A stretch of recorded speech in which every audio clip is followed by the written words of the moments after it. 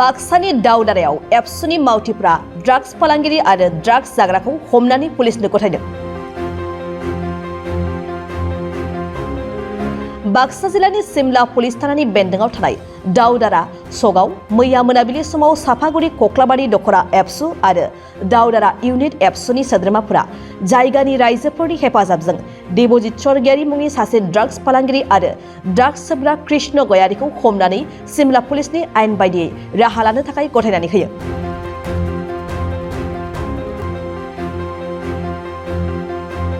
Drugs फालांगिरि देबजित स्वर्गियारिनिफ्राय एबसुनि सोद्रोमाफोरा गं 25 ड्राग्सनि कन्टेनार जब्द खालामो।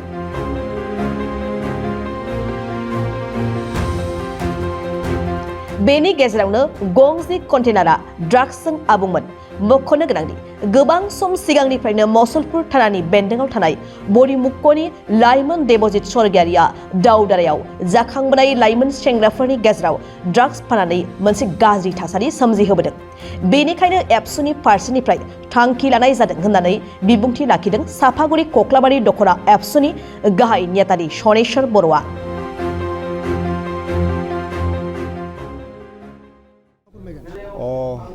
दिनै जोङो सिके दखरा दुलाराय बर' फरायसा आफादनिफ्राय नैबे दावधारा दालाइसा दुलाराय बर' फरायसा आफादनि जि बेन्दोंआव थानाय नैबे दावधारा सगाव दावधारा एमइ स्कुलनि नैबे साखाथियाव गंसे फिसा कमिउनिटि हल दङ। नैबे सिङाव देबजित स्वर्गियारि आरो कृष्ण गयारि होननाय सानै सुबुङा ड्राग्स जानायजों लोगोसे गुबुननो फानबाय थादोंमोन। बे समावनो जोङो नैबे ओनसोलनि फंबायमोना उन्दै उन्दै इउथ्सफोरा बिथांमोनखौ नुबाय थादोंमोन। नुबाय थानायनि समावबो बिथांमोनखौ हमनो साहस जायाखैमोन। बै समाव सिके दखरा दुलाराय बर' फरायसा आफादखौ खौरां हरनानै जोंनि दखरा एबसुनिफ्राय खमैबो जोङो सा 30सो लाइमोनफोरा फैनानै आवग्रिजोबनानै बिथांमोनखौ हमनानै पुलिसनि आखायाव गथायनाय जादों आरो बिथांमोनजों लोगोसे जोङो खमैबो 25सो कन्टेनार दंमोन। खालि कन्टेनारफोरा जाहैबाय 15था मोनदों आरो बिनिनो 1 ग्रामनि पाउडारनि मोनसे ड्राग्सखौ जों मोननो हादों। लोगोसे बिथांमोनखौ जोङो आवग्रिनानै हमनानै पुलिसनि आखायाव नैबे सिमला थानानि असि बिथांजों कन्टेक्ट खालामनानै बिथांनि आखायाव जोङो गथायनो हादों। बबेनि आरो मा मुं होननानै बिसोरनि सिनायथिखौ मा फोरमायगोन? बिथांमोना देबजित स्वर्गियारिया मसलपुर बरिमुगनि आरो कृष्ण गयारि मुंनिया नैबे दावधारा सकनि साखाथियावनो गामिया। दा बिथांमोनखौ बबेयाव दैथायहरगोन होनना फोरमायगोन? बिथांमोनखौ आयेननि राहा बायदियै जोङो खाथिनिनो जि असि बिथां पुलिस थानानि आइसि बिथांनि आखायाव जों गथायनाय जाबाय। फालांगिफोरबो मावोना गावसोरनो जायोमोन? खोनायाखै? फालांगिफोर मावोना गावसोरनो जायो? बिथांमोना गावसोरबो जायो। सासेया कृष्ण गयारि मुंनिया आरो बे सासेया फालांगिल'मोन। बिथाङा जाया। देबजित स्वर्गियारिया फालांगिबो खालामो। बिथांमोनखौ दा असिया सार्च खालामगासिनो सोंगासिनो दङ, सेग्रामगासिनो दङ। बिथांमोननि आखायाव हरनानै जोङो हगारना होनाय जायो।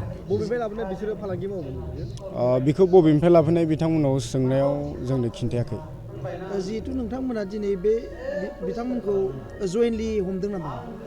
जोङो नैबे दावधारा इउनिट एबसु आरो सिके दखरा एबसु जोङो लोगो नांनानै बिथांमोनखौ आरो लकेलनि जि लाइमोनफोर बे लाइमोनफोरजों जोङो जयै लोगो नांनानै बिथांमोनखौ हमनाय जादोंमोन।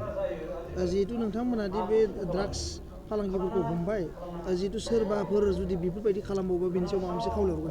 आरो फिन बेफोरबायदि सोरबाफोर लकेलाव जुदि जायोबा जोंनि सिके दखरा दुलाराय बर' फरायसा आफादा गोरलैयै नागारनाय नङा। बेखौ जोङो बेबायदिनो रायजोनि मदद लानानै आरो जोंनि समाज सिबियारिफोरनि मदद लानानै जों बेखौ हमनाय जागोन आरो असिनो जोङो गथायनाय जागोन। जों राहाफारि बायदियै जों राहा लानाय जागोन।